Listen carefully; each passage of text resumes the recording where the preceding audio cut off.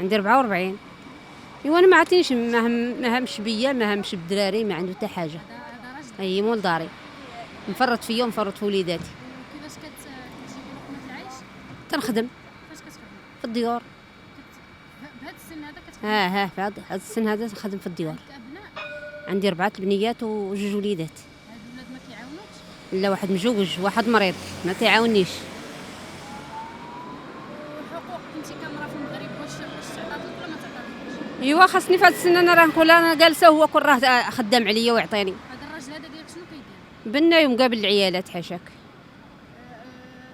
يعني من ناحيه ديال الضرب وهذا ما عمرو ضربك؟ كان تيضربني كاع، كركبني مع الدروج ما بقى ما يضربنيش. وانت صابره على هذا الوضع هذا؟ صابر عليه، وفين غنمشي؟ ما بقات عندي لا ام لا بو لا والو، فين غنمشي؟ انا صابره تيح الله. الا ميساج بغيتي توجهيه للرجال؟ رساله بغيتي كنقول للرجال يتهلاو في عيالاتهم ويهتموا بوليداتهم ويبعدوا من داكشي الخايب. بديوها في عيالاتهم؟ اي يتهلاو في عيالاتهم. الله يهدي ما امين.